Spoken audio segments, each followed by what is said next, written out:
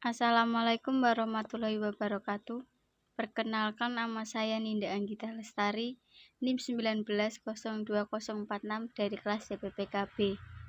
Di sini saya akan mempresentasikan karya ilmiah saya yang berjudul Mengatasi Ketebalan Lem pada Proses Perakitan Upper Sepatu.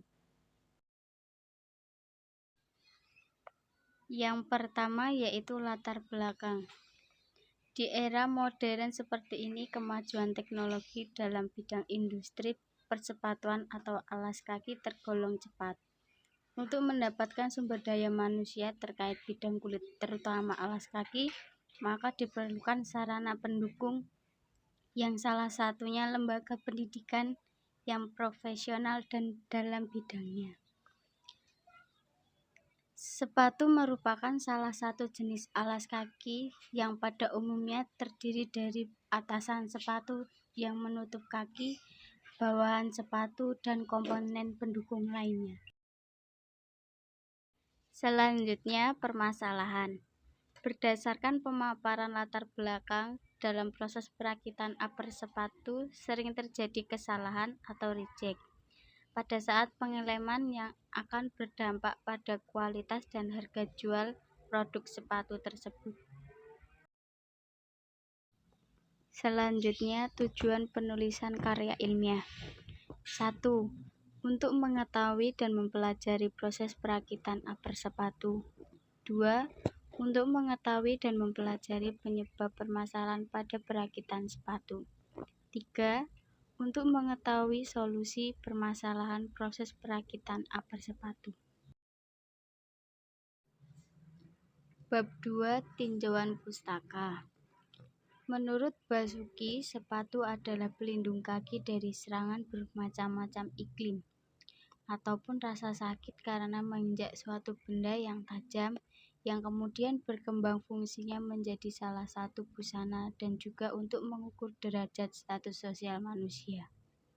Sepatu adalah alas kaki yang biasa terdiri dari bagian-bagian sepatu, antara lain hak, sol, kap, tali.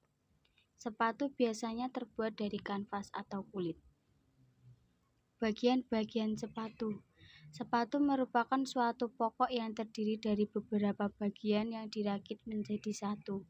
Dilihat dari letak dan cara pengerjaannya, sepatu dibagi menjadi dua bagian, yaitu bagian atas sepatu, shoe upper, dan bagian bawah sepatu, shoe bottom.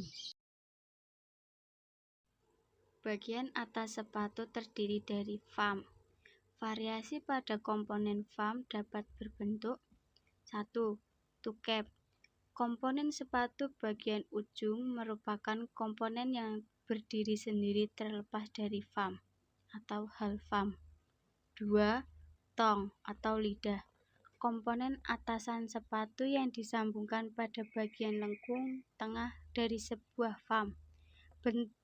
Berbentuk harus cukup lebar dan dapat melindungi kaki dari gesekan tali sepatu. 3. Quarter. Komponen bagian atas sepatu yang terletak di bagian samping, dimulai dari ujung yang berbatasan dengan fam. 4. Counter. Sambungan bagian tumit dengan komponen lain. 5. Lasting allowance. Tambahan pada atasan sepatu yang berfungsi untuk proses lasting. Bagian bawah sepatu merupakan bagian sepatu yang melindungi dan menjadi alas telapak kaki, termasuk juga variasi-variasi bentuk komponen. Material. Menurut Kalister, material adalah beberapa bahan yang dirancang untuk menghasilkan suatu produk atau barang jadi yang sudah ditentukan sifatnya dan dikembangkan melalui proses produksi. Teknik pemotongan material. Menurut Basuki, pemotongan material dilakukan dengan teknik, yaitu dikerjakan dengan cara hand cutting atau dengan mesin. Cara pemotongan secara massal yang dilakukan di perusahaan dengan pertimbangan kecepatan, ketepatan, waktu, dan faktor ekonomi, maka dilakukan dengan mesin cutting. Proses pengeleman. Proses ini merupakan proses penggabungan bagian-bagian komponen dari sepatu seperti penggabungan midsole dan outsole hingga berbentuk bottom sepatu. Kedua bagian ini akan direkatkan dengan menggunakan lem khusus agar menempel dengan kuat. Materi dan metode pengambilan data.